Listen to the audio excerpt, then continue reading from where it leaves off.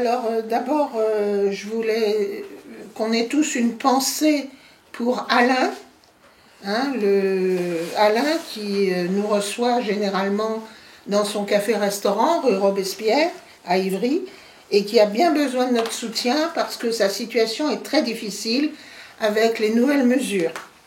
Et puis une pensée pour Guy-Louis qui est là, qu'on voit, Guy-Louis Panetier, mais qui est en Espagne et qui donc ne vous distribuera pas le compte-rendu écrit de la dernière séance du Café Philo. Alors, le sujet de discussion et de réflexion, c'est l'être humain est-il un roseau pensant ou un loup pour l'homme? Alors, j'ai proposé ce thème de discussion pour trois raisons conjoncturelles. Les 2 mois et demi vécus en confinement et aussi les 5 mois et demi en déconfinement nous ont placés dans une situation de crise. Crise, ça vient du grec crisis, qui veut dire maladie. Et c'est une situation de crise sanitaire, mais aussi sociale, mais aussi économique et aussi politique. Et d'ailleurs, on parle de crise historique, puisqu'il s'agit d'une pandémie mondiale. Alors ça a été l'occasion, c'est-à-dire que nous avons eu l'opportunité de réfléchir sur les conditions d'existence de chacun, sur nos relations des uns avec les autres, bref, sur la condition humaine en situation. C'est-à-dire sur, comme Sartre me l'a appris, étant donné que l'existence précède l'essence, la question de savoir si l'homme est un roseau pensant ou un loup pour l'homme, doit commencer par une réflexion sur comment nous avons existé en roseau pensant, en loup pour l'homme, pendant cette situation. D'autre part, cette question m'a semblé être impliquée aussi par les mots qui ont été employés pendant tous ces mois, soit sur les médias, pas les médias culturels et les médias philosophiques, les mots qui ont été employés sur les médias, les journaux, la télé, la radio, les réseaux sociaux, etc., et dans nos conversations. Dans les débats d'opinion sont revenus les mots peur, ennui, colère, égoïsme, altruisme, fatigue, courage, solitude. Dans les querelles idéologiques sont revenus les mots et les questions santé ou liberté, vie prolongée ou mort désirée, protection de soi ou responsabilité collective. Et puis, la justice, c'est quoi? La loi du talion ou les peines proportionnées au délit? Et puis, dans les analyses d'historiens ou dans les analyses de philosophes, les mots et les problèmes qui ont été traités, c'est quel est le rapport entre l'opinion et la vérité scientifique? Quel est le rapport entre la solidarité et le soin? Quel est le rapport entre le monde d'avant et le monde d'après? Le temps est-il évolutif ou répétitif?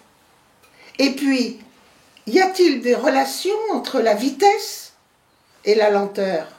Et puis, de manière très répétée, qu'est-ce que l'universalisme? Faut-il un universalisme abstrait, un universalisme concret? Et quels sont les rapports avec le relativisme?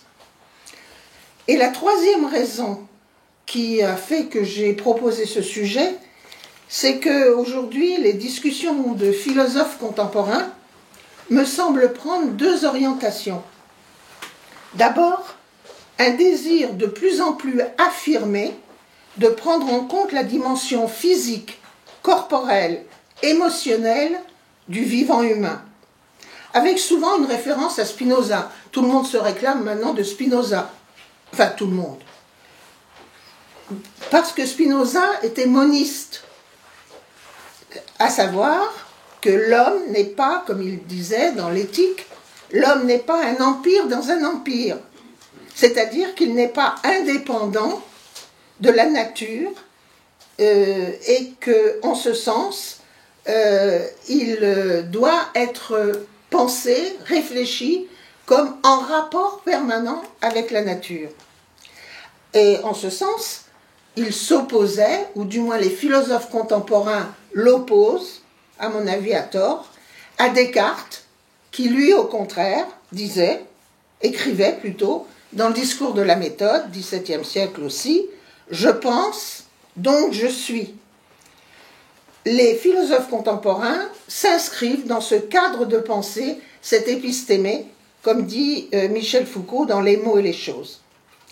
Deuxième orientation des discussions de philosophes contemporains, une volonté de philosopher sur le quotidien, le banal, la vie réelle, le vécu, en famille, au travail, en fonction des origines, des traditions, de l'âge, du genre, de la couleur de peau, de la relation à l'autre, etc. Et en juin 2020 est sorti un livre, La vie ordinaire, d'Adèle Van Rett. La vie ordinaire, parce qu'elle explique que l'ordinaire n'est pas l'affaire de la philosophie. L'ordinaire, dit-elle, je cite, représente ce que la philosophie conjure et conchit, ce qui la menace dans son élaboration. L'ordinaire n'est pas l'affaire de la philosophie. C'est du moins ce que l'histoire de la philosophie pourrait laisser croire. Et pourtant, dit-elle, la vie ordinaire, elle est importante, parce que, bien sûr, il n'est pas indispensable d'avoir fait l'expérience d'une chose pour pouvoir la penser. Néanmoins, ce que l'on vit ordinairement modèle en retour la réflexion. Donc, voilà les orientations, à mon sens, des discussions des philosophes ordinaires. Donc, des philosophes contemporains, pardon. Donc, l'ordinaire vécu pendant cette période inédite de crise, est-ce qu'elle vous a fait penser que l'homme est un roseau pensant? C'est l'expression de Pascal dans les Pensées au XVIIe siècle. Ou que l'homme est un loup pour l'homme, c'est l'expression de Hobbes dans le Léviathan, toujours au XVIIe siècle.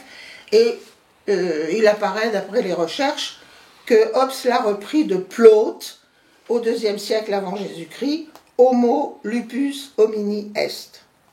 Je cite Pascal, « L'homme n'est qu'un roseau, le plus faible de la nature, mais c'est un roseau pensant. Il ne faut pas que l'univers entier s'arme pour l'écraser, une vapeur, une goutte d'eau suffit pour le tuer. Mais, quand l'univers l'écraserait, l'homme serait encore plus noble que ce qui le tue, parce qu'il sait qu'il meurt, et l'avantage que l'univers a sur lui, l'univers n'en sait rien. Toute notre dignité consiste donc dans la pensée, et il ajoute, travaillons à bien penser. Je retiens de Pascal ce travaillons à bien penser. Voilà ce que la situation de crise pandémique m'a fait penser. Je retiens de Pascal travaillons à bien penser et j'y ajoute, et c'est ce que je vais soutenir, que bien penser, c'est, comme me l'a appris Michel Serres, c'est penser pour et non pas penser contre. J'essaierai de l'argumenter. Hobbes nous dit « Tout ce qui résulte d'un temps de guerre, où tout homme est l'ennemi de tout homme, résulte aussi d'un temps où les hommes vivent sans autre sécurité que celles que leurs propres forces et leurs propres capacités d'invention leur donneront.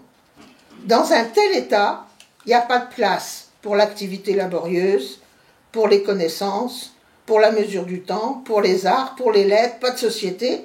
Et ce qui est le pire de tout, dans un tel état, la crainte permanente et le danger de mort violente. Et la vie de l'homme est solitaire, indigente, dégoûtante, animale et brève. Bref, à l'état de nature, l'homme est un loup pour l'homme.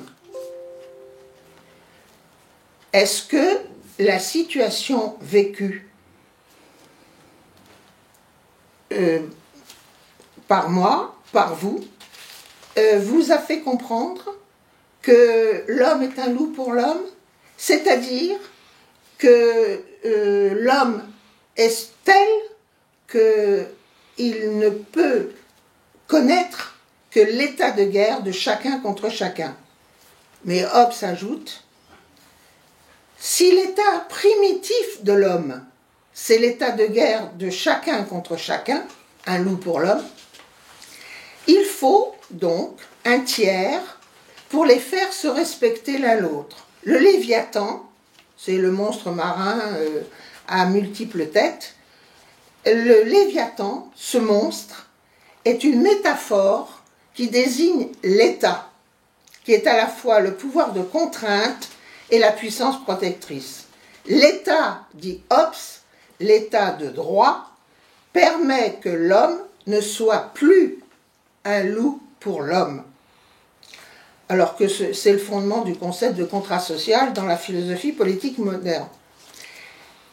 Autrement dit Hobbes, la peur, cette passion triste, selon Spinoza, fondamentale dans la constitution de la société civile, permet le passage de l'état de nature, de guerre de chacun contre chacun, à l'état de société civile par l'instauration d'un souverain.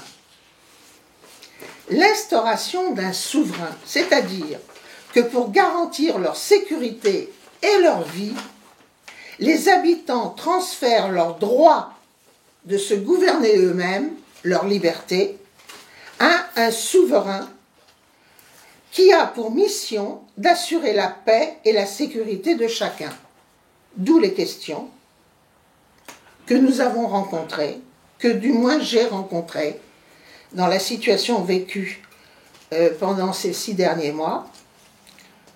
La peur est-elle utile ? Avoir peur, c'est se préparer à obéir ? La peur n'est-elle pas l'axiome de tous les gouvernements autoritaires qui disent « ayez peur et nous ferons le reste » ?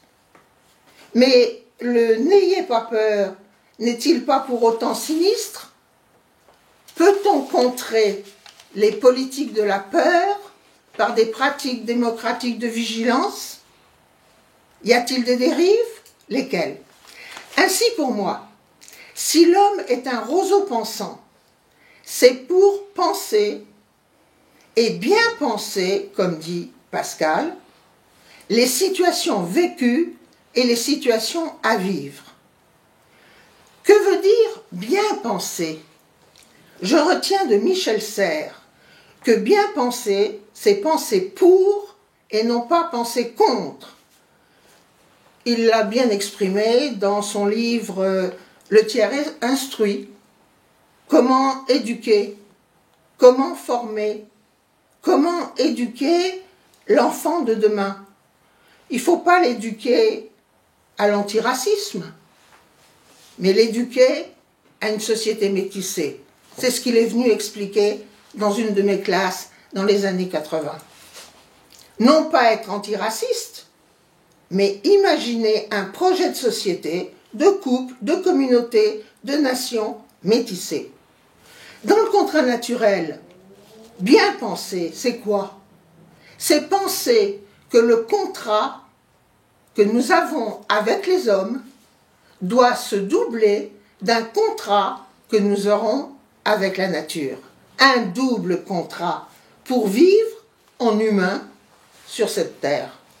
Bien penser l'état actuel de la société, c'est penser comment vivre avec la révolution numérique. Inventer une nouvelle manière d'être et une nouvelle manière de connaître avec la révolution numérique. C'est ce qu'il explique dans Petite Poussette. Et ne pas dire « c'était mieux avant ». D'autre part, et aussi, bien penser, c'est ce que m'a appris, ou ce que m'apprend Cynthia Fleury, cette philosophe, psychanalyste, qui travaille concrètement à l'hôpital Sainte-Anne et aussi au CNAM, dans cette chaire de philosophie et neurosciences cognitives. Elle enseigne et elle pratique cet enseignement, à savoir que bien penser, c'est se soucier de ne pas avoir une pensée victimaire, ni une pensée du ressentiment. Elle l'a expliqué dans La fin du courage, 2010, et elle l'a expliqué dans le journée de bord d'une confinée, qui a été écrit donc en juin 2020. Elle explique que le courage, c'est bien une vertu, comme disait Aristote, mais ajoutons que c'est une valeur en acte, c'est pas une injonction morale. Parce que, dit-elle, nous avons peur. La peur est un chemin vers le courage. Elle a un rôle de défense de l'organisme. Elle l'alerte. Alors que si elle devient panique, phobie, paranoïa, elle est un danger. Elle entraîne l'asthénie et l'immobilisme. Eh bien, les soignants qu'elle côtoie, dont elle est, les aidants, eux, ils ne basculent pas dans le déni de la mort, mais ils travaillent ensemble, et avec les malades, et avec les vieux, à réaliser avec courage de nouvelles normes pour vivre ensemble. Elle ajoute d'ailleurs, la philosophie ne guérit pas, la psychanalyse ne sert pas à être heureux, ça sert simplement de passer d'une souffrance maladive à un malheur banal, ordinaire, sur lequel on peut réfléchir et par rapport auquel on a un projet de vie. Donc, il me semble que bien penser en ces deux façons, penser pour et non pas penser contre, penser non en victime, ni avec du ressentiment. Ces deux façons de bien penser, eh bien, il me semble qu'on peut les avoir par rapport à toutes nos activités de vie. Manger. Aujourd'hui, certains, des véganes, combattent. Ils sont contre, ils pensent contre les bouchers qu'ils traitent de nazis. Sur les vitres des bouchers, élevage égale nazisme. Au lieu de débattre avec les paysans sur les différents types d'agriculture, rationnelle, paysanne, industrielle, productiviste, et d'abattoirs, la ferme de 1000 vaches, les abattoirs industriels, et avec les éleveurs qui se préoccupent de la souffrance animale et aussi de leur métier. Ça, c'est par rapport à manger. Par rapport à se déplacer, aujourd'hui, il y a eu le combat avec les gilets jaunes qui refusaient de payer les taxes carbone et de rouler à 80 km/h pour aller au boulot, loin de leur domicile. Au lieu de débattre sur les normes à imposer aux mobilités douces, marche à pied, vélo, trottinette, pour respecter et les travailleurs, et les vieux, et la planète. S'habiller. Il y a ceux qui combattent. C'est le combat des jeunes filles et des femmes qui pensent que pour exister et être reconnues, eh bien, le corps doit être montré sous toutes ses faces et dans tous ses plis. ou le combat des femmes qui soutiennent ou qui ont appris à penser qu'il faut cacher le corps, le voiler le plus possible pour être une femme acceptable, au lieu de débattre pour distinguer l'espace privé de l'espace public, évidemment par la loi qui interdit et qui protège. Aimer et reproduire l'espèce humaine si on le désire. Il y a ceux qui combattent, qui pensent contre, qui combattent les unions libres des hétéros, des homos, des trans, des bis, etc. Au lieu de débattre pour normer, établir des normes afin que l'humanité, que l'humain ne soit pas une marchandise, comme l'écrivait très bien le père d'Amandine, le premier bébé éprouvette en 1982 en France, Jacques Testard, qui a écrit un livre alerte sur cette question, Le magasin des enfants, et qui a réécrit récemment, enfin en 2014, mais il a encore écrit depuis, Faire des enfants demain, qui considérait qu'il fallait distinguer l'AMP qu'il avait inventé, l'assistance médicale à la procréation, et la PMA, dont nous discutons maintenant, la procréation médicalement assistée, qui implique la possibilité de la GPA, des mères porteuses, des banques de sperme et du droit à l'enfant, c'est-à-dire l'eugénisme mercantile. Pour aimer et reproduire éventuellement l'espèce humaine si on le désire, eh bien il faut normer, encadrer, légiférer avec des débats et scientifiques et citoyens, et non pas combattre les unions libres. Enfin, punir les délinquants.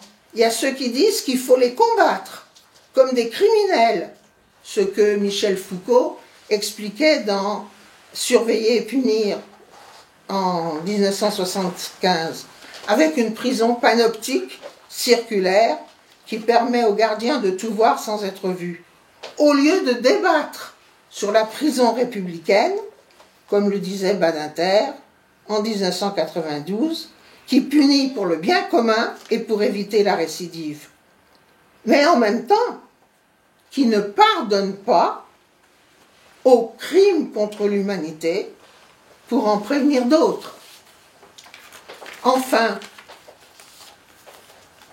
bien penser pour savoir, pour développer les connaissances, pour apprendre, pour connaître. Eh bien, par exemple, pour connaître l'histoire d'une époque, d'une région, d'une famille, d'un individu, pour agir au présent. Eh bien, comme disait Ricoeur, il faut associer le travail de l'historien et le travail de mémoire. Mais il ne faut pas, comme le dit Benjamin Stora tout à fait récemment, faire l'histoire avec une éponge. Et puis, pour connaître, pas seulement l'histoire, mais le vivant, et savoir comment vivre en temps d'épidémie, il ne s'agit pas de combattre les opinions pour ou contre Didier Raoult, parce qu'il a un ego surdimensionné. Il ne s'agit pas non plus d'affirmer comme un combattant des certitudes figées pour ou contre le ministre de la Santé, pour ou contre l'OMS, pour ou contre le gouvernement, parce que ce sont les hommes et les femmes des AIE, comme disait Althusser, des appareils idéologiques de l'État, parce que ce sont des chiens de garde, comme disait Paul Nizan. Non. Pour connaître le vivant, eh bien, il faut essayer d'apprendre et de comprendre et considérer, comme disait Descartes, que le bon sens est la chose du monde la mieux partagée, c'est-à-dire que chacun peut avoir l'intelligence de savoir comment accepter sans servitude volontaire des règles pour vivre ensemble si elles ont été prises de manière républicaine.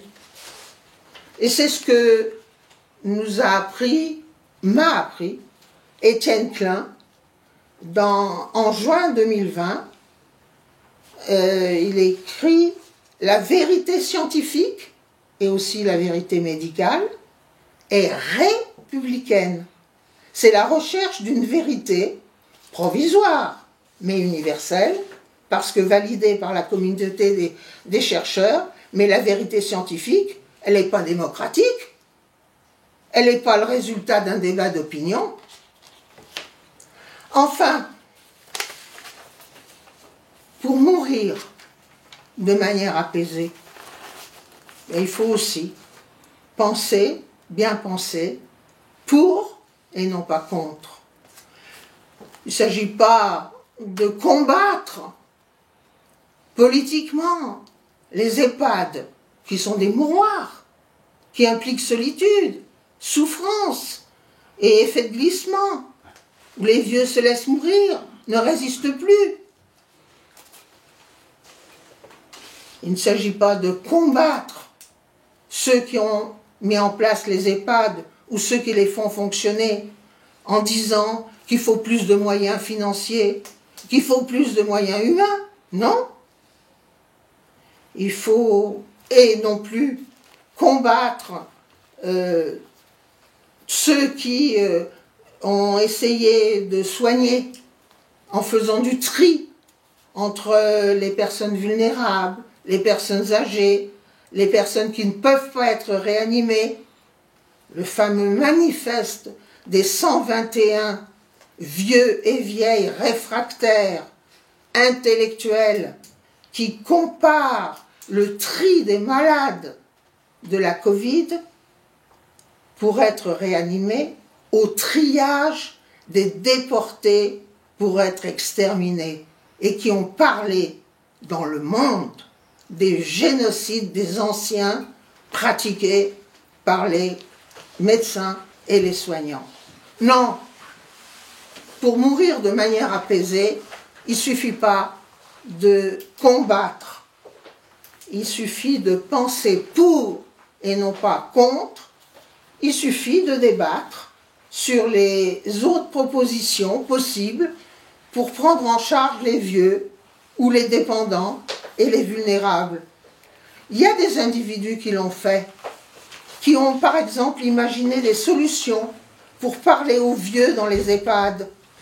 Un auto-entrepreneur, tout simplement, un auto-entrepreneur en bâtiment à Poitiers, qui a pensé que pour que la famille et les amis puissent discuter avec un grand-père et une grand-mère résidant en EHPAD et qui allaient mourir, eh bien, il fallait tout simplement monter une grue et faire se discuter le vieux, la grand-mère, le grand-père avec leurs enfants. Et puis il y a des groupes aussi, des associations qui s'interrogent sur ce qu'était un kibbutz, sur ce qu'était l'abbaye de Thélème, sur ce que sont et peuvent être les maisons alternatives et la colocation intergénérationnelle. Donc, aimer, mourir, s'habiller, manger, etc., etc., comme Pascal, je parie, oui, sur le roseau pensant. Roseau, un vivant, fragile, mais qui peut penser, ce virus qui rend fou, comme disait VHL, qui peut penser cette situation qui nous détraque, comme dit le sociologue Jean Viard, qui peut penser bien à la fois la Covid et le procès Charlie. C'est-à-dire qui peut essayer de penser comment, comme disait Hobbes, un état de droit, un léviathan, peut garantir une bonne et belle vie pour tous. Voilà comment j'ai réfléchi et pensé à ce sujet. Christian veut que je fasse un commentaire. Commentaire, oui, Ouais. c'est ce qui se passe d'habitude chez Alain, je crois, non? Oui, non, je fais, c'est-à-dire le commentaire de trois choses, mais c'est surtout le café philo, c'est que ceux qui nous écoutent et nous voient, sans qu'ils soient présents, pensent par eux-mêmes, c'est ça surtout.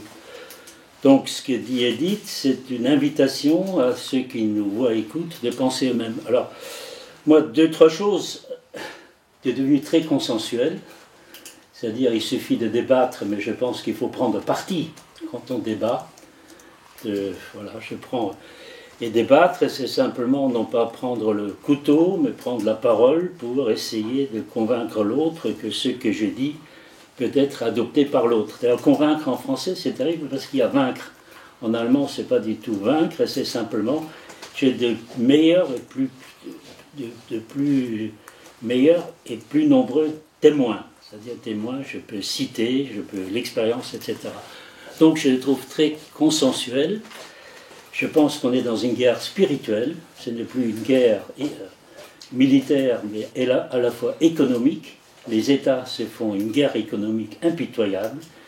Et la guerre spirituelle, on veut nous réduire ou à des animaux ou à des machines. Donc moi je pense qu'il y a cette peur du conflit. Je pense que le conflit fait partie de la vie. Mais surtout, je ne me laisse pas enfermer dans cette alternative un homme est un loup pour l'homme ou c'est un roseau pensant. D'ailleurs, le roseau pensant, c'est pour moi, c'est pas qu'il pense, c'est qu'il s'adapte. Le chêne qui a peut-être des principes, peut-être qu'il est cassé, mais le roseau pensant, il survit à tout.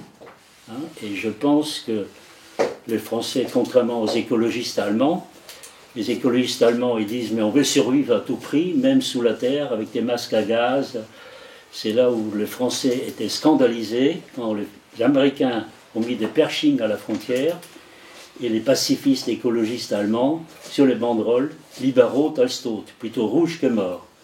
Si les Français auraient dit plutôt brun que mort, voilà, où est-ce qu'on serait aujourd'hui? Donc c'est d'adaptation, un très bon livre de la fille de Stigler, de Plana Stigler, qui vient de mourir. De Barbara Stigler, il faut s'adapter. Et c'est ironique, il ne faut pas s'adapter. Donc il faut plutôt être un chêne qui, à la rigueur, se casse, que je survis à tout. Dernière chose, il y a peut-être là où je suis parfaitement d'accord avec toi, je m'égosille à dire, la philosophie, c'est pas critiquer, c'est pas questionner, c'est créer. C'est créer autre chose. Là, je suis tout à fait... Et puis, il y avait un slogan sur le mur de Paris, « Résister, c'est créer ». Voilà, j'ai déjà trop parlé. Voilà, je ne sais pas qui est là, je connais une partie. C'est la première fois que je l'ai fait, parce que je ne peux rien refuser à Edith, pour dire la vérité. Non, c'est un bon tremplin. Je vais prendre la parole. Pascal. Pour rompre le silence. Ah, c'est Pascal. L'homme est un roseau parlant.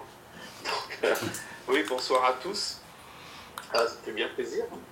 Oui, moi aussi. Ah oui, nous aussi. De voir Gunther dans un café philo en ligne, c'est un événement.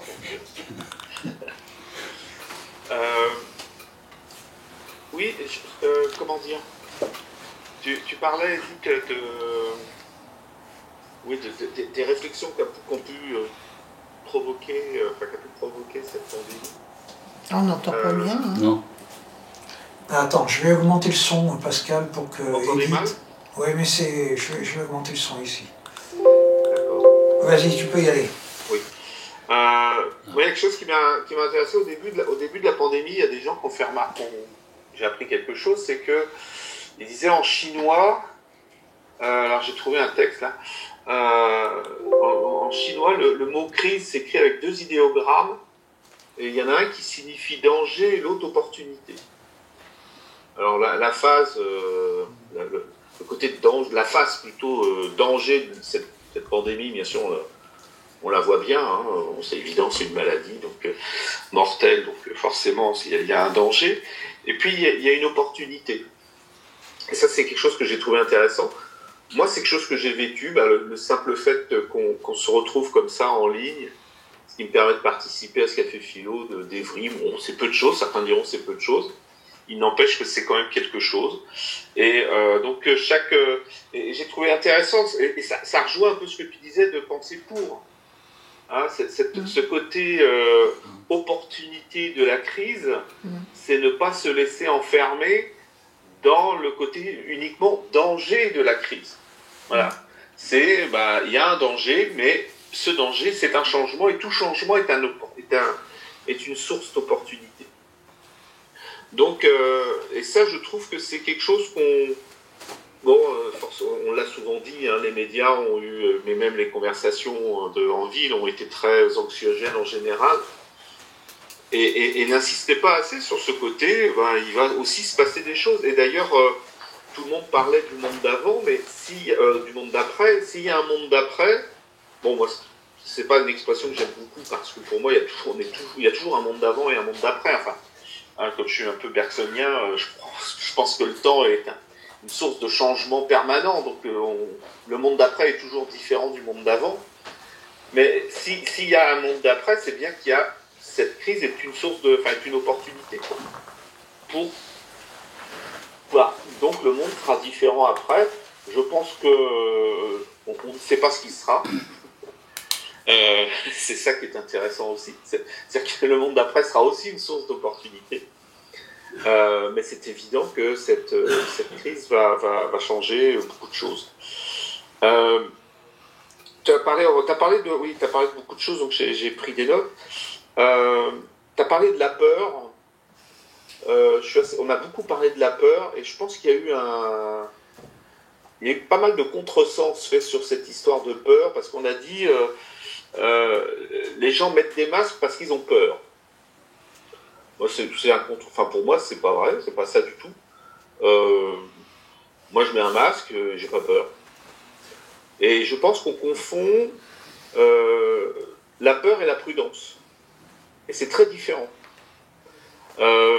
C'est-à-dire que, là aussi, hein, je vais faire référence à un auteur que j'aime beaucoup. Donc, quand on parle de prudence en philosophie, bien sûr, on pense à Aristote.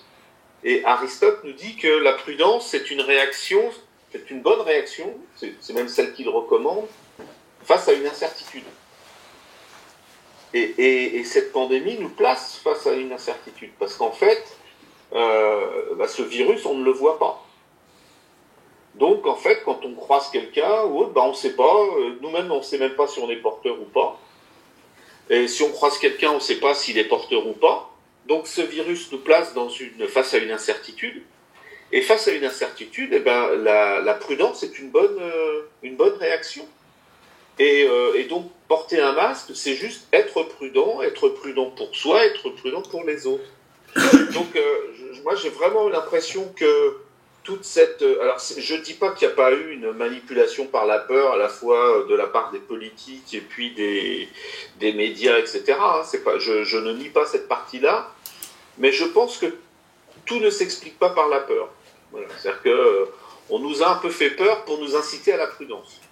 Mais on peut être prudent juste par rapport à cette incertitude. Voilà. Donc, je pense que là, sur ce point-là, il faut être un peu nuancé, parce que justement, les gens ont mis des masques et tout pour pouvoir continuer à aller au travail, donc pour pouvoir agir. Et quand on agit comme ça, on n'est plus vraiment dans la peur, on est dans l'action. Il s'agit de pouvoir continuer à avoir une vie sociale, à faire des choses, etc. Donc pour moi, je fais la différence entre la peur qui existe. En plus, il y a des gens qui sont anxieux. Enfin bon, il y a beaucoup de choses. On peut dire qu'il y a des raisons d'avoir peur, hein, face à une maladie, pourquoi pas. Mais ça ne suffit pas pour expliquer tous les comportements qu'on a pu voir. Enfin, je pense qu'il faut aussi faire appel à la prudence. Autre point, alors quelque chose qui m'a un peu amusé, tu parlais des orientations de la philosophie contemporaine, puis donc de différentes réactions. Il y a quelque chose qui est marrant, qui m'a amusé en fait, c'est que la plupart des réactions que j'ai pu entendre, j'ai l'impression que j'aurais pu les entendre, enfin la plupart des discours, on aurait pu les entendre avant la pandémie. C'est-à-dire que finalement, très peu de gens, j'ai pas entendu, quand je dis très peu, je pense n'avoir entendu personne qui m'a surpris par rapport à ses positions. Voilà. Même, je sais pas, André Comte-Sponville, comme je le connais un petit peu, enfin j'ai lu ses livres et puis, etc., je suis pas surpris qu'il ait eu une attitude comme ça, qu'on pourrait appeler tragique, hein, c'est-à-dire, bah oui, la mort existe, etc., il y a, voilà, enfin bon, personne ne, voilà, j'ai pas entendu quelque chose où je me suis dit, tiens, voilà quelqu'un que cette pandémie a fait réfléchir d'une façon un peu différente. Ah oui. Donc c'est intéressant de voir que, et en général, la plupart ont plutôt affirmé que cette pandémie confirmait ce qu'ils pensaient avant. C'est vrai ça. Ah, c'est vrai, ça. Tous, voilà, il y a une espèce d'écolo-mysticisme, par exemple, qui se développe. Hein, et ben, les écolo-mystiques, on dit, ah, vous voyez, c'est une revanche de la nature, quoi. Ce qui est pas bon, comme, de la même façon que face à la catastrophe de Lisbonne, là, en 1780 et quelques, certains ont dit, voilà, c'est Dieu qui nous punit de nos péchés, quoi. Ben là, on a péché contre la nature, donc la nature se venge. Voilà, donc on a vu... mais c'est des gens qui auraient pu dire des choses un peu équivalentes avant la pandémie, quoi. Donc en fait, très peu de gens ont pour l'instant vraiment pensé la pandémie dans ce qu'elle avait pour nous d'un petit peu surprenant. Et pour finir, tout ce que tu as dit, alors ça m'a fait plaisir. C'est intéressant quand tu disais Michel Serres qui dit penser pour et pas penser contre, ou Cynthia Fleury qui dit pas de pensée victimaire ni de ressentiment. Ça me fait très plaisir d'entendre. C'est exactement ce que dit Nietzsche. Hein. C'est pareil, je connais pas trop Michel Serres, mais j'ai beaucoup entendu Cynthia Fleury. Elle le cite rarement. Et pourtant, c'est du pur Nietzsche, ça. Hein. C'est du pur Nietzsche. Et en effet, moi, je trouve que... bon, certains le savent, hein, je suis un grand admirateur de Nietzsche. Et c'est quelqu'un qui m'a vraiment beaucoup aidé dans une telle crise, quoi. C'est-à-dire qu'en effet, cette philosophie de l'action, du grand oui, comment dire, de l'amor fati, pour dire les choses simplement, mais même, il y a un extrait de lui que j'aime beaucoup, où il dit, je l'ai devant les yeux, je ne le connais pas par cœur, mais bon, qui seront les plus forts? Bon, on sait, hein, chez Nietzsche, toujours les forts, les faibles, bon, ça c'est... faut passer outre ce truc-là, mais il dit ceux qui admettent une bonne dose de hasard et d'absurdité, qui non seulement admettent une bonne dose de hasard et d'absurdité, mais la chérissent. Voilà, c'est-à-dire que chez Nietzsche, il faut chérir l'imprévu. Et forcément, cette pandémie, c'était un imprévu, quoi. Et donc, c'est cette pensée vraiment de la positivité qui fait que, en effet, voilà, il y a une pandémie, bah, ok, encore une fois, par rapport à ce que je disais tout à l'heure, on peut être prudent, on peut faire tout ce qu'il faut pour ne pas tomber malade, bien évidemment, mais sans tomber dans une espèce de lamentation, oh là là, mais c'est une catastrophe, mais qu'est-ce qui nous arrive? Enfin, ça fait partie de la vie, la maladie, les virus, etc. Donc, c'est tout à fait, en quelque sorte, normal qu'il y ait ça. Qui est une pandémie. Il n'y a rien de surprenant à ce qu'il y ait des pandémies. Donc, si on aime la vie, comme nous y invite Nietzsche, eh ben, je ne vais pas dire qu'on aime les pandémies, mais voilà, on aime la vie avec les pandémies. Là, on rejoint un peu une pensée de Leibniz, où on pense que le monde est bien comme il est, quoi. Hein, donc, et ça, c'est vraiment quelque chose que je trouve... moi, j'ai été plus sensible à des gens, en effet, comme... André Comte-Sponville ou Cynthia Fleury, j'ai entendu récemment sur France Culture, qui en effet développent cette pensée-là, qu'à ceux qui cherchaient des explications un peu mystiques à cette pandémie que j'ai trouvé un peu ridicule.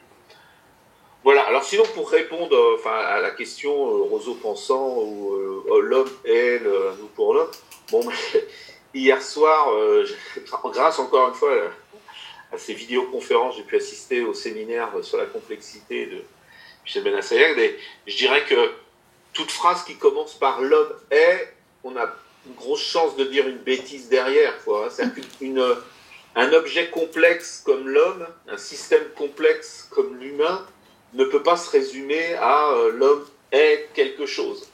Hein, donc, j'ai envie de dire, il est à la fois un roseau pensant, un loup pour l'homme, mais aussi un agneau pour l'homme, et puis tout ce qu'on peut mettre derrière. L'homme, il est complexe, et donc il est beaucoup de choses à la fois. Et c'est bien pour ça, d'ailleurs, que j'ai envie de dire qu'on fait des cafés philo, quoi. C'est parce que, justement, on explore nos complexités. Voilà. Merci. Oui. Je demande à Edith si je parle trop, tu m'arrêtes. Non, vas-y. Parce que c'est plus ceux qui sont là qui m'intéressent. Non, plusieurs choses. Une qui est complètement générale. Pascal, les gens, ça n'existe pas. C'est-à-dire, je ne comprends pas ce que sont les gens. C'est des individus, il y en a qui ont peur.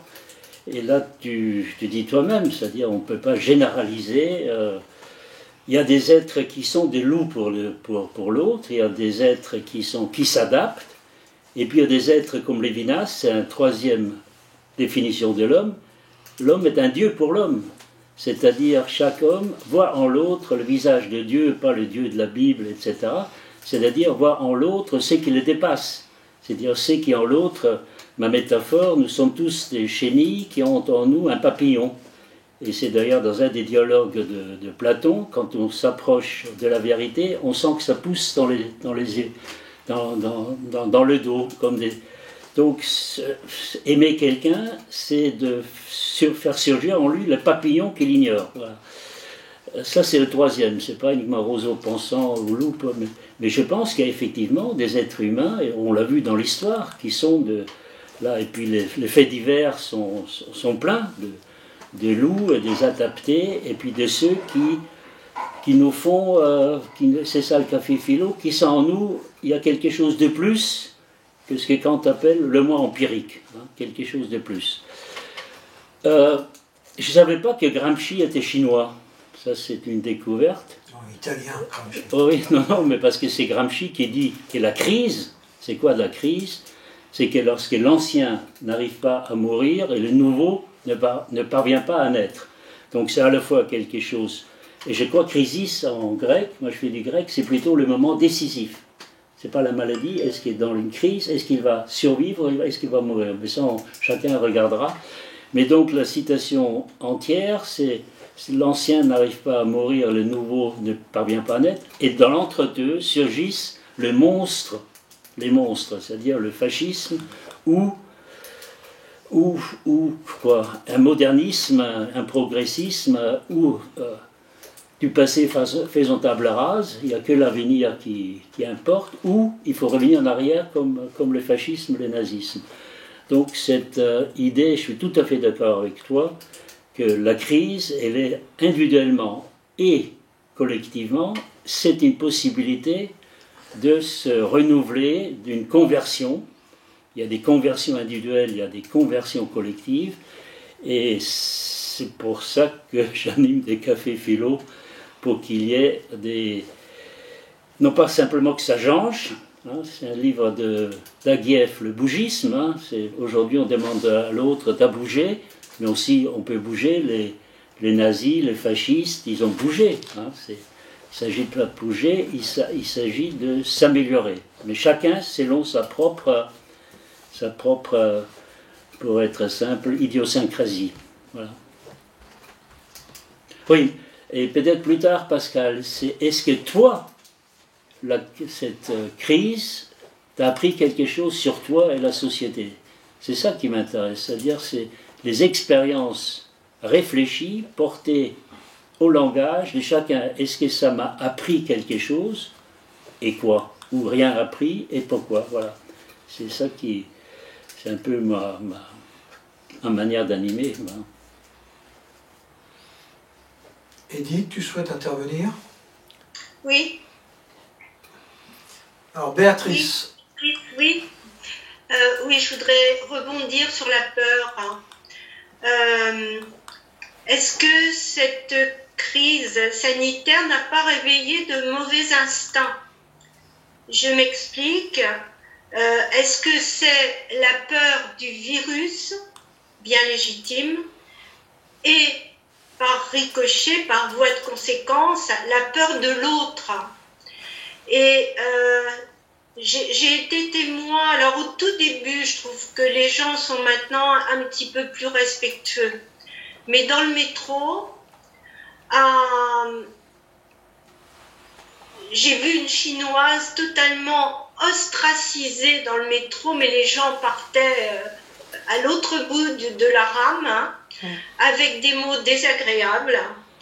Encore une fois, au tout début, juste après le déconfinement, quand quand le masque a été rendu obligatoire dans le métro, j'ai vu un couple très jeune, d'amoureux, se bécoter et une femme se lever, qui était médecin, il l'a précisé, mais qui les a attaqués, mais vraiment violemment, en disant, mais vous êtes totalement inconscients. Et ça, c'est dommageable, quoi. Donc, est-ce que c'est la peur du virus ou la peur de l'autre? Et la peur de l'autre, c'est dangereux. Voilà, je voulais simplement m'exprimer à ce sujet.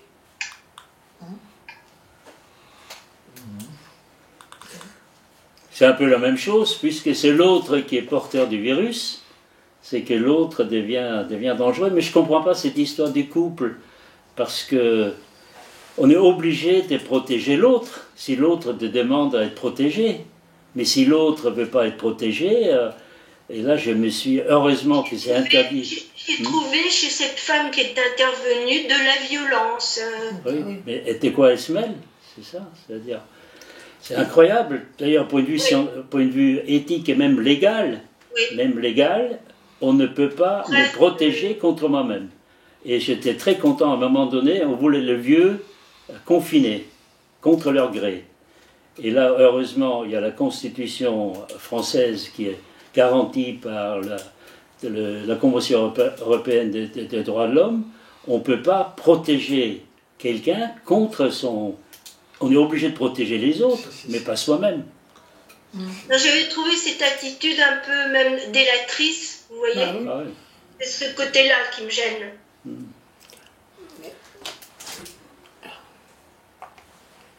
Juste par rapport à ce que tu viens de dire, Béatrice du Cœur-Roi, effectivement, la crise a révélé, au sens d'un révélateur, ce que tu appelles les mauvais instincts, ce que Hobbes exprime, c'est-à-dire que naturellement, et quelle que soit finalement l'éducation, quelle que soit la politique, naturellement, donc, et s'il n'y a pas un respect qui est induit par un état de droit, s'il n'y a pas un respect de l'autre qui est induit par un état de droit et respecté par une éducation qui apprend à respecter l'état de droit,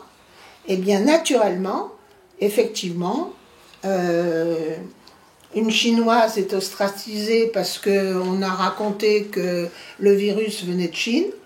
Voilà. Naturellement, un couple d'amoureux est dénoncé, y compris par quelqu'un qui se dit médecin, parce qu'il se bécote, et qu'on dit qu'il ne faut pas se toucher, etc. Donc, en fait, ce que tu dis, c'est que ce que tu as vu, c'est que la crise a révélé quelque chose que Hobbes a bien exprimé, à savoir que l'état primitif, comme il dit, l'état naturel ou l'état habituel de l'être humain, c'est d'être un loup pour l'autre, violent, délateur, etc., etc. Et seulement ce que ajoute Hobbes, c'est que si un état de droit existe et si l'éducation familiale et scolaire et sociale implique qu'il y ait une autre habitude que les habitudes primitives, eh bien, alors on peut espérer. On se peut espérer. Autrement, on peut espérer que l'homme, non pas sera un agneau, il ne s'agit pas de ça, mais ne sera pas un loup pour l'homme. Et c'est ce que aussi, d'une certaine façon, dit Pascal lorsqu'il dit il faut bien penser. Gunther. Oui, Edith, c'est quelque chose qu'il faut absolument prendre conscience. C'est Hannah Arendt qui dit ça. Ce que nous disons de l'homme, il va le devenir. C'est ça qui est. On dit de l'homme qu'il est un loup, il va le devenir. On a une responsabilité extrême quand nous disons ce qu'est l'homme. Si on dit quelque chose de faux sur l'ours blanc ou sur n'importe quoi, l'homme, c'est le succès des voyantes. Hein. Ils disent, vous allez faire un voyage, il va faire un voyage. Ils disent, vous allez tomber amoureux. Nous avons une responsabilité. Et cette crise a révélé le contraire, des générosités incroyables. C'était complètement différent. C'est-à-dire, c'était justement une épreuve pour chacun. Et on ne peut pas dire l'homme est un loup. Non, c'est qu'il y a des hommes qui sont des loups, il y a des hommes qui sont des saints et des héros. C'est pas l'homme. Donc, ça c'est très très important. On ne peut pas parler de l'homme comme on peut parler des objets. Les objets, on peut se tromper, mais ça il faut le savoir. Dès qu'on parle de l'homme, on l'influence. Toute description de l'homme est une prescription. Deuxième chose, mais ça c'est ça qui m'inquiète beaucoup, que les Français deviennent des Allemands, parce qu'ils disent c'est la loi. Quand je suis arrivé en France, on distinguait la loi et la légalité et la légitimité. La légitimité, il y a des lois qui sont scélérates.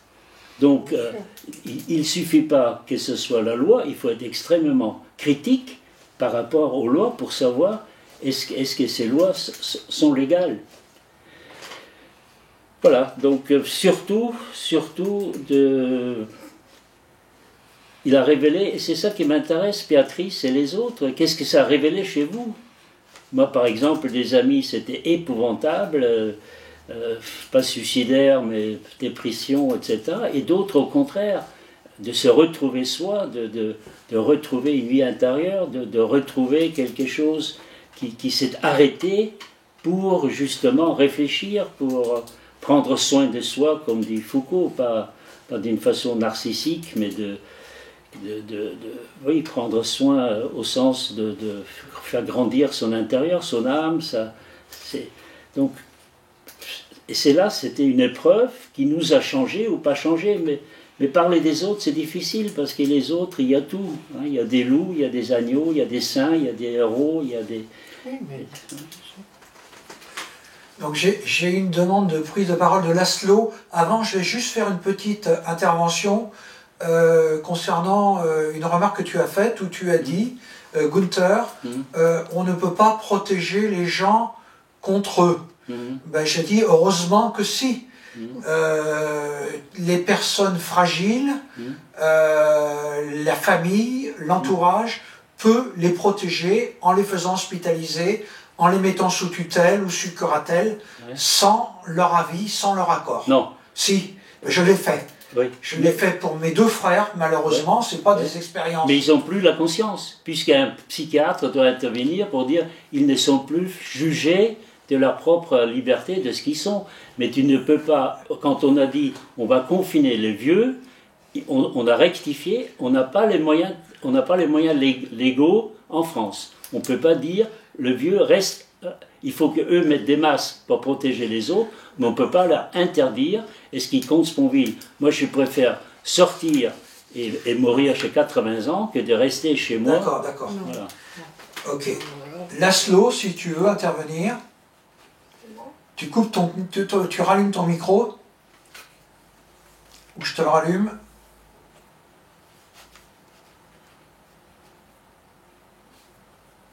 Voilà, maintenant ça marche.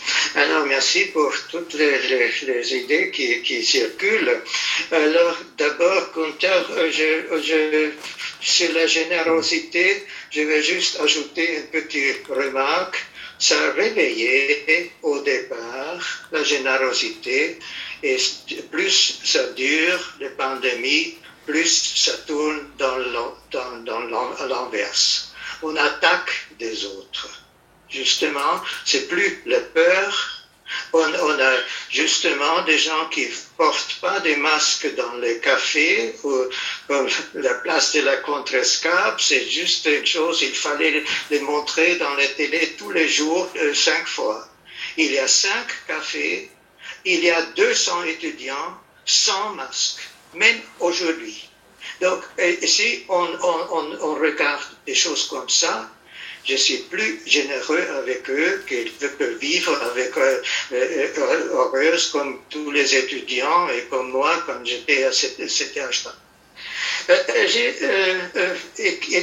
écouté attentivement sur le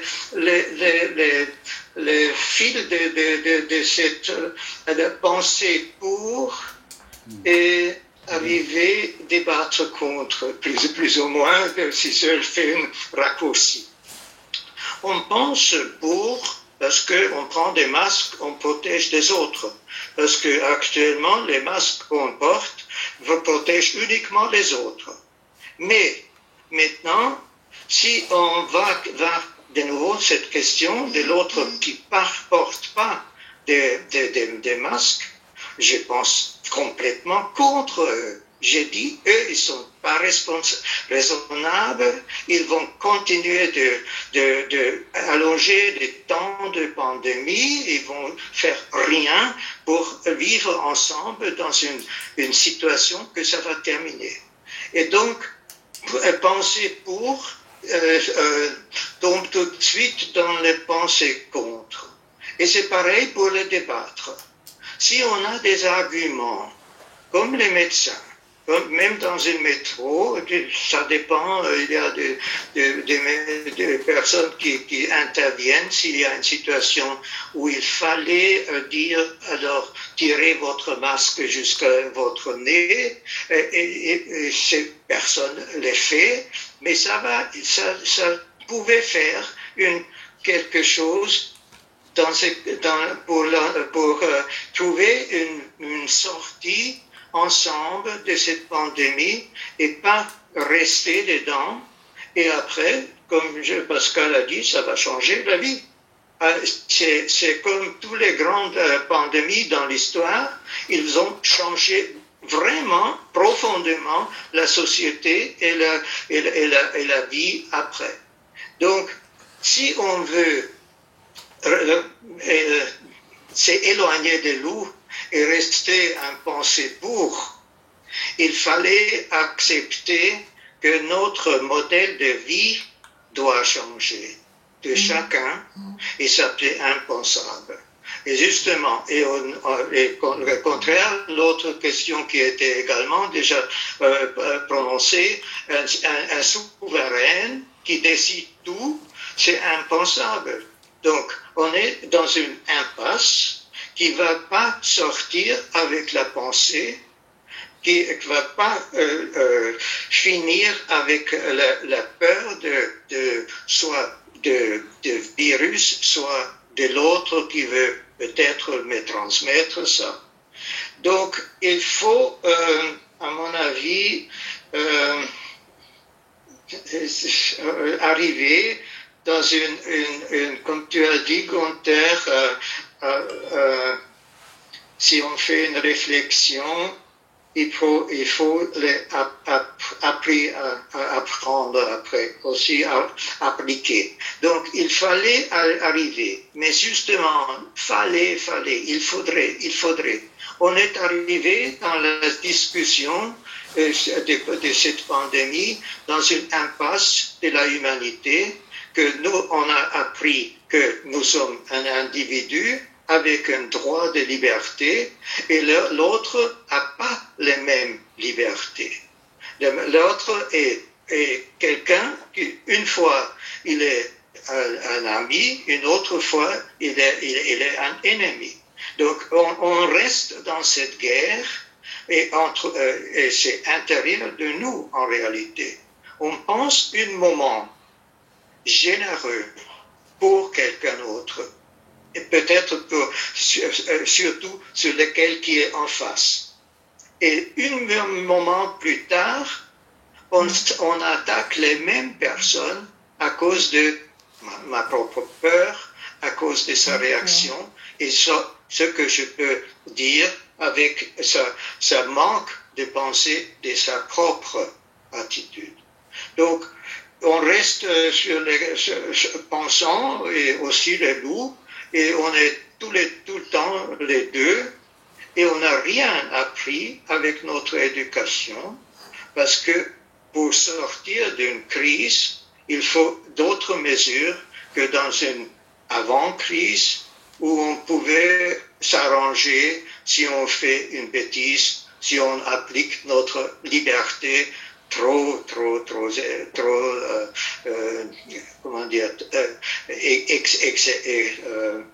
extensive. Donc, pour moi, la question est les deux, penseurs et loups, mais pas une sortie. Merci. Vous souhaitez rebondir? C'est-à-dire que c'est un peu, je ne sais pas si Laszlo, tu ne vas pas prendre mal, mais je crois que quand on fait des jugements comme ça, on ne parle que de soi. C'est-à-dire que c'est pour toi, il n'y a pas de sortie. Moi, je pense qu'il y a une sortie, et c'est tout ce que je fais. Je pense jour et nuit qu'il y a des sorties, justement. Mais c'est ça qui est intéressant pour moi dans les cafés philo. C'est pas uniquement la philosophie comme ça, mais chacun ne peut parler que de soi. Voilà. C'est pour ça qu'il faut aussi s'écouter soi-même. Et là, quand on me dit c'est la psychologie, je dis pas du tout. C'est Socrate qui dit connais-toi toi-même. Voilà, c'est-à-dire les deux sont liés.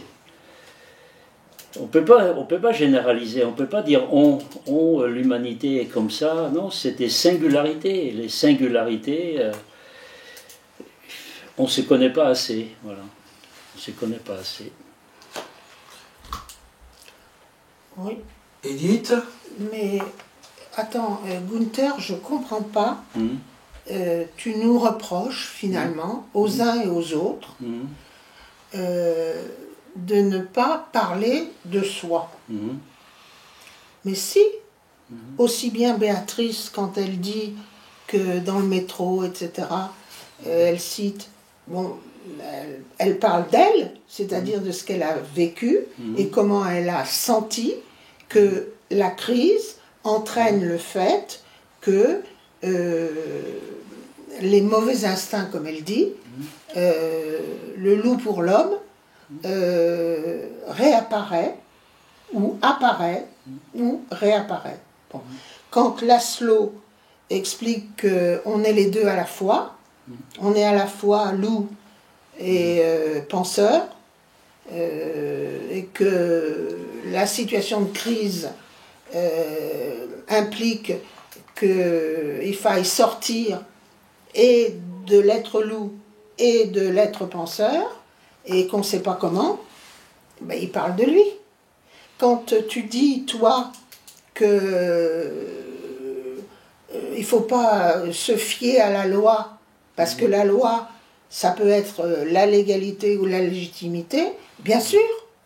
Et quand je dis qu'effectivement, il faut bien penser, et c'est-à-dire penser pour, et penser sans ressentiment, et débattre pour bien penser, je parle de moi, c'est-à-dire je parle de moi qui cherche effectivement quel projet de vie je peux avoir, quel projet de vie j'ai eu, quel projet de vie je peux avoir, moi, pour moi, et avec ceux avec lesquels je vis, ou ceux que j'aime ou que je déteste. Bon, donc chacun parle de lui. Tu nous reproches. Alors, personne ne dit de manière,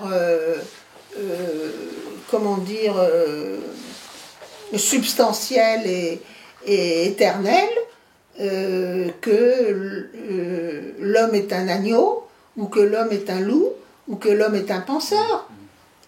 La situation de crise a permis qu'on s'interroge justement sur ces deux dimensions, comment elles cohabitent, comment on peut les faire prévaloir l'une sur l'autre, etc.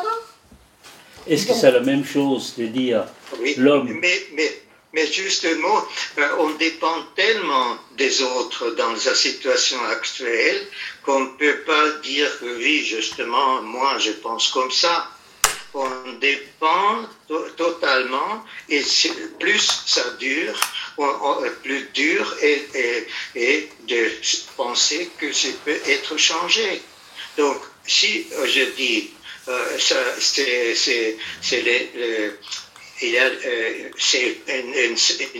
il faut trouver une solution pour tout le monde. Et si quelqu'un décide, il ne va pas porter un masque, il ne va pas arrêter de faire des fêtes sans masque, etc. Il va continuer de nous mettre en danger. Et je parlais des gens comme ça, d'où on dépend quand même. On ne peut pas rester tout le temps à la maison et pas sortir. Dès qu'on sort, on est confronté à cette situation-là. Donc pour ça, je dis, il faut prendre en compte qu'il y a des situations où on ne peut pas penser pour nous et on dépend de la situation et des autres. Là, c'est très clair, où je ne comprends pas. Il dit, est-ce que c'est la même chose de dire l'homme est un loup pour l'homme, ou de dire moi je suis un loup. Moi je me sens absolument pas loup. Je me sens peut-être de donner. Et quand Hobbes, c'est évident, quand Hobbes dit l'homme est un loup pour l'homme, il parle pour lui. Lévinas, il parle pour lui. Pascal, il parle lui. Notre Pascal aussi parle pour lui, mais aussi Blaise Pascal, il parle pour lui. Les philosophes, ils parlent pour eux. Ce n'est pas des scientifiques. Les scientifiques, ils n'ont pas de jeu. Les scientifiques, ils donnent des exactitudes générales. Là, on ne peut pas dire mais en philosophie, chaque philosophe est une subjectivité qui universalise et dit, je vous propose, est-ce que vous me retrouvez, vous, dans moi? Pascal, notre Pascal, je retrouve chez Nietzsche. Moi, en ce moment, je me trouve chez Bergson. Mais ce n'est pas, c'est la différence fondamentale entre la philosophie et les sciences. Les sciences peuvent dire objectivement l'homme il a l'ADN, etc. Mais la science ne peut pas dire que l'homme est un loup, ou que l'homme est un saint, ou que l'homme est un roseau pensant. C'est des subjectivités qui s'expriment. Et c'est tout à fait différent de dire les gens ont peur, et à ce moment-là je demande celui qui dit est-ce que toi tu as eu peur?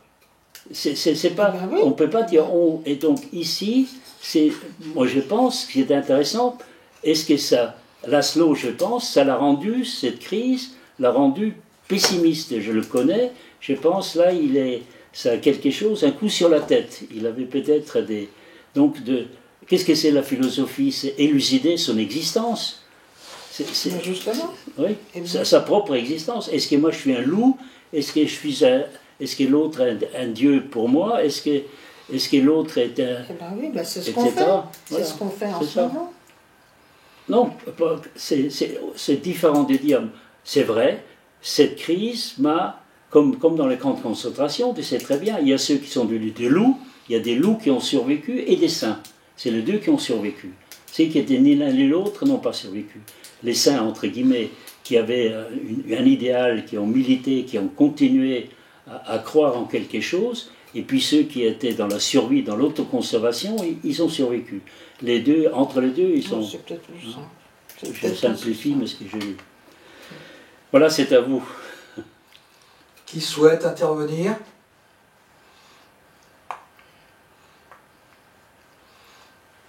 C'est bien, on réfléchit. Non, Oui, c'est je pas vais ça. reprendre. C'est intéressant l'orientation que prend le débat sur qu'est-ce qu'on a appris soi-même, enfin profondément, tu m'en Oui. parlais, parce que Moi, je suis pas sûr. Enfin, je pense que ce soit au niveau de la société, on en revient au monde d'après ou de soi-même, je pense que c'est après coup qu'on découvre ce qu'on a appris ou comment ça nous a fait évoluer, etc. C'est-à-dire, moi, j'ai pas eu l'impression d'avoir énormément. Enfin, j'ai probablement changé, mais je sais pas encore comment.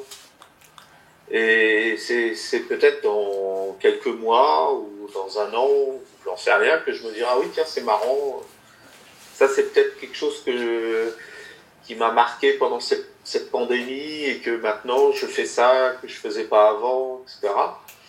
Mais pendant la pandémie même, et même encore maintenant, j'ai pas l'impression d'avoir énormément changé, alors que je suis persuadé que j'ai changé. Mais je suis persuadé que je change tout le temps. Enfin là, tu parlais de Bergson, voilà, le changement, il est permanent. Donc, sauf que on s'en rend pas forcément compte, quoi. C'est un peu comme quand les enfants grandissent, quoi. Hein. Quand on les voit tous les jours, ben, on n'a pas l'impression qu'ils grandissent. Alors que les enfants des autres qu'on voit tous les 6 mois, alors, à chaque fois qu'on les voit, on fait « Oh là là, qu'est-ce qu'il a grandi !» quoi. Voilà. Et ben moi, peut-être que dans 6 mois, je vais me dire « Oh là là, oui, la pandémie, tout ça, ça t'a fait évoluer comme ça. » Et la société, je pense que ça va être pareil. C'est clair que là, il s'est quand même passé beaucoup de choses au niveau de l'organisation de la société. Ce qui pourrait être intéressant, par exemple, c'est de se dire s'il y avait une autre pandémie dans 2 ans ou dans 3 ans, comment on réagirait. Et évidemment, on réagirait différemment parce que on aura vécu cette pandémie, derrière, on aura réfléchi, et donc la suivante, ça sera pas pareil, quoi. Bon, mais malheureusement, on se prépare souvent à la guerre d'avant. C'est le syndrome de la ligne Maginot. Hein. C'est-à-dire que en 1939, les Français, ils étaient prêts à gagner la guerre de 14-18, quoi. Sauf que les nazis, ils avaient d'autres façons de faire la guerre à ce moment-là. Donc c'est toujours un peu le problème de voilà, qu'est-ce qu'on apprend d'une expérience. Ben, c'est très compliqué parce que l'expérience elle est dans le passé, donc ce qu'on apprend de l'expérience pour le réinvestir dans le futur, c'est toujours un peu compliqué. Voilà, donc moi c'est un sujet que je trouve intéressant, mais donc mais sinon j'ai pas l'impression que cette pandémie a changé. Moi j'ai pas trouvé que les gens étaient plus agressifs qu'avant.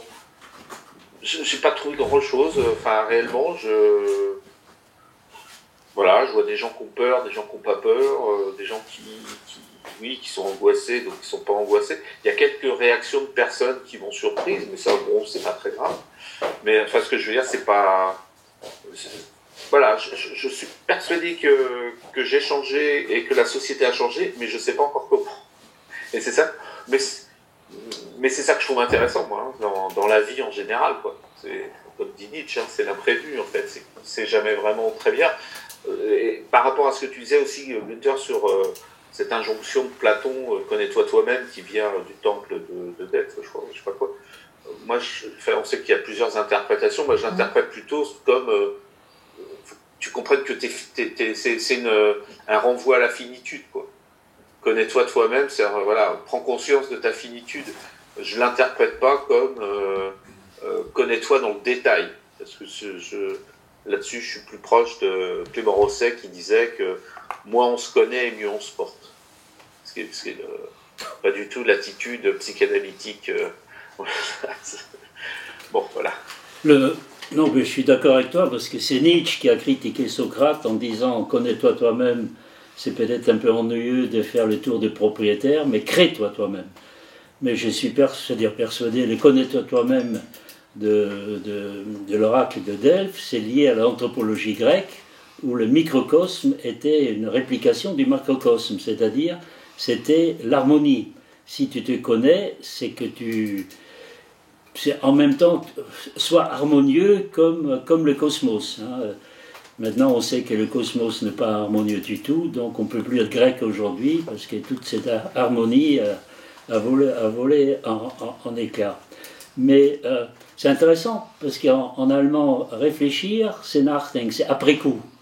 Et je pense que c'est effectivement après coup, quand on parle, et moi en parlant, je dis des bêtises, parce que c'est spontané, c'est après. C'est pour ça qu'il y a à réfléchir, il y a quelque chose, un retour sur quelque chose.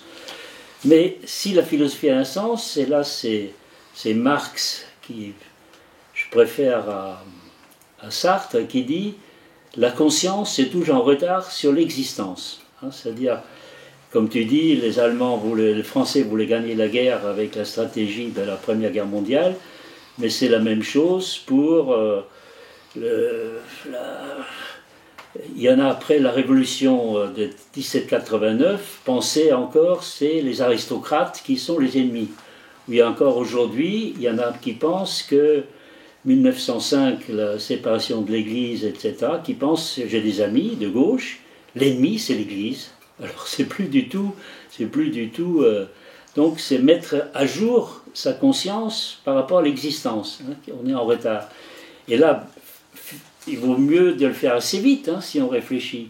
Et apprendre quelque chose d'une crise, c'est pas uniquement on fera mieux la prochaine fois, mais par rapport à apprendre profondément. Par exemple, moi j'ai appris que finalement, j'avoue que le café et le philo me manquait beaucoup moins que je pensais. C'est que je me suis rendu compte, c'est quand même aussi se donner un peu en spectacle, etc.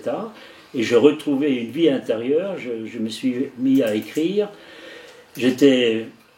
J'ai appris, j'avais complètement oublié ce que c'est une ville sans bruit, sans voiture, avec un air qui était extraordinaire, avec dans le jardin sont revenus les oiseaux, etc. C'était un événement. Voilà. C'est un événement, moi je pense plus dans la vie, il y a des événements que ça change tout le temps, parce que ça change comme un fleuve. Un fleuve il change, mais il ne change pas du tout, c'est toujours la même eau.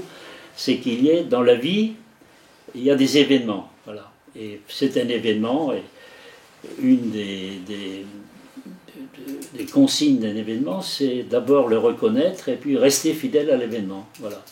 Comment rester moi-même fidèle à ce que j'ai appris. Une autre ville est possible, une autre vie est possible, moins agitée, parce que j'animais énormément de ralentir et de peut-être trouver l'essentiel, de retrouver l'essentiel, une retraite, pas une retraite professionnelle, mais comme une retraite religieuse. On fait une retraite. Il y en a qui ne supportent pas la retraite, et là c'est ton homonyme Pascal, on le sait, c'est déjà au XVIIe siècle, tout le monde connaît la citation, le mal de notre époque, ou quelque chose comme ça, qu'on ne peut pas rester tranquille dans sa chambre. Il faut s'agiter, il faut bouger, il faut s'agiter. Voilà. Donc c'est ça qui m'intéresse, de mettre à jour la conscience par rapport à l'existence. Et là, il y a eu quelque chose, l'existence a changé, est-ce qu'on a mis à jour nos consciences diverses et singulières.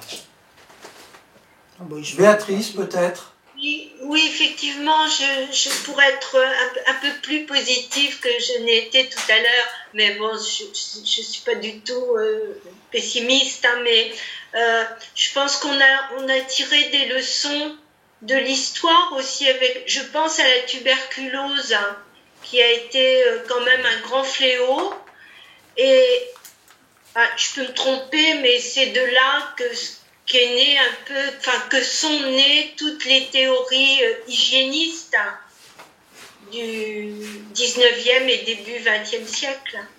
Alors peut-être que de cette pandémie,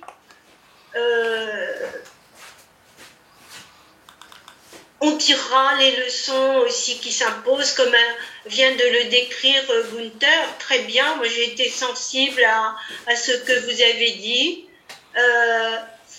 Ne pas céder au bougisme, à la mode, à se regarder vivre, s'écouter vivre aussi, redécouvrir la nature. Moi j'habite à Ivry, à côté du petit bois. C'est vrai que c'était tout à fait étonnant, ces oiseaux, ces espèces d'oiseaux que l'on n'avait jamais vus. C'était extraordinaire. Alors après, évidemment, économiquement, c'est une catastrophe. Là, on peut être inquiet, mais je pense qu'on va tous en tirer des leçons, individuellement et collectivement.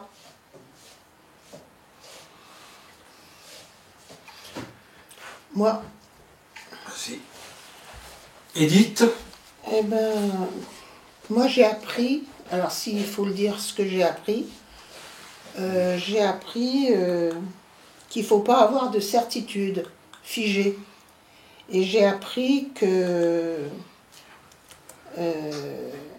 nombreux sont ceux qui confondent philosophie et idéologie.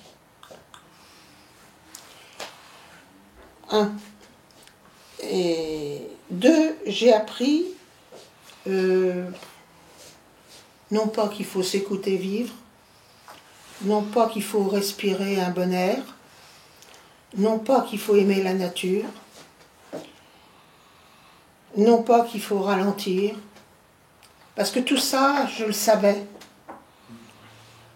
Mais j'ai appris qu'il y en a qui ne peuvent pas. Qui ne peuvent pas. Je l'ai appris, je le savais aussi, enfin, sans le savoir concrètement. Je le savais abstraitement. Qu'il y en a qui ne peuvent pas s'écouter vivre, il y en a qui ne peuvent pas avoir une autre vie, il y en a qui ne peuvent pas ralentir, il y en a qui ne peuvent pas respirer le bon air, il y en a qui ne peuvent pas écouter les oiseaux. Et ça, je l'ai appris effectivement pendant cette crise de la part de ceux qui ont parlé d'eux, et non pas de la part des intellectuels qui ont énoncé des manifestes, des libelles, ni des politiques, qui ont polémiqué, querellé, et même plus que querellé et polémiqué. Et qui, comme l'a dit Pascal, qui l'a dit pour d'autres, qui n'ont rien appris, eux, qui ont répété ce qu'ils disaient avant, en disant que la crise prouvait qu'ils avaient eu raison de critiquer le gouvernement, l'OMS, etc. Donc moi, ce que j'ai appris, c'est qu'il y a bien des difficultés à ne pas avoir de certitude et à ne pas vouloir imposer des idées sans réfléchir. Voilà ce que j'ai appris. Et en ce sens, je ne suis pas pessimiste, comme disait Gramsci, pessimisme de l'intelligence, mais optimisme de la volonté. Et je reprends ce que disait Pascal. Il faut bien penser. Mais j'ai appris effectivement auprès de certains ce que veut dire bien penser. Voilà. Mais ce que je constate, c'est qu'effectivement, pour des raisons conjoncturelles, bon, il y a ceux qui ne sont pas intervenus parce que la technique leur manque, et il y a ceux qui n'interviennent pas parce qu'ils ont appris qu'il faut faire silence. Question. Gunther, une dernière? C'est-à-dire une dernière, c'était avec Edith qu'il faut que je discute, parce que c'est une idéologie, c'est-à-dire c'est difficile, parce que idéologie, étymologiquement, et les idéologues, je crois que c'était au 19e, c'était logos, c'est-à-dire c'est l'étude, les études des idées. Ouais, des études de trafic. C'est ça. Et aujourd'hui, c'est un peu... c'est un peu de... Tu le fais pas, toi, mais je sais qu'un café philo, c'est pour disqualifier l'autre, c'est dire c'est sophistique, qu'est-ce que tu dis, c'est idéologique, c'est une opinion, c'est nazi, c'est-à-dire c'est le fameux point, comment elle appelle ça, le point, c'est marrant, c'est le point... Le point G. Non, on ne peut plus parler, c'est-à-dire, c'est voilà, c'est sophistique, voilà, il est disqualifié. Hein, le point Godwin. Le point Godwin. Voilà, Godwin, voilà. Très bien, merci. Donc, idéologie, c'est, je dirais, souvent, c'est pas toi, hein, mais ceux qui m'écoutent, c'est souvent la philosophie de l'autre. Et là où je suis tout à fait d'accord avec toi, on ne peut rien imposer, on ne peut que proposer. Et moi, je pense que c'est même un devoir. Je n'ai pas une certitude, mais je pense avoir des vérités que je mets à l'épreuve. Pour moi, un café philo, c'est mettre à l'épreuve ces vérités. C'est pour ça que si on est croyant, vraiment croyant d'une manière dogmatique, hein, c'est-à-dire qu'on croit tout, à ce moment-là, on ne peut pas faire... J'ai déjà dit à quelqu'un, un catholique très croyant, il m'a dit, mais je crois tout. J'ai dit, mais tu ne peux pas faire de la philo, parce que si tu crois tout, tu peux être croyant comme Lévinas ou comme Ricoeur. Hein, mais un croyant qui prend... qui a déjà un mode d'emploi de la vie, mais si on a une vérité, j'ai l'impression que ce serait égoïste que je ne la partage pas. Mais et aujourd'hui, c'est vrai, si on dit on a une vérité, je ne sais pas d'où ça vient, donc tu es terroriste, parce que tu as une vérité, tu veux imposer à l'autre. Non, c'est une vérité. Qu'est-ce qu'ils font tous les philosophes? Ils ont proposé, il y a la vérité kantienne, hegelienne, marxiste, foucaultienne. Là, je suis en train de lire Foucault. Chacun propose sa vérité. Mais c'est une erreur de croire si on a une vérité qu'on veut l'imposer. Si c'est vrai, à ce moment-là, il faut arrêter de philosopher. Parce que la philosophie, c'est quand même la quête. On ne l'a jamais. Mais être sur un chemin, voilà. Sur un chemin de vérité. Bon. Oui, mais c'est peut-être moi qui ai fait fuir, parce que c'est vrai, je suis un peu direct et spontané, je ne prends pas de pincettes, mais c'est plus facile quand on est en face à face, parce que là, on sent, je sais pas, les gens sentent que c'est pas méchant ce que j'ai dit. Voilà. Ah ouais, tandis que là, c'est plus abstrait, on supporte moins bien, voilà. Et oui, quand l'enseignement va devenir en distanciel, comme oui, là, et ben, ça va. On a appris aussi ça, hein, c'est que exactement. Le distanciel, ça va être terrible. Les gens vont piger beaucoup de choses, mais rien comprendre. Ils vont piger, voilà, c'est-à-dire je peux passer un examen, mais comprendre avec tout mon être, ça sera, là on a besoin d'un contact plus physique, plus entier. Voilà.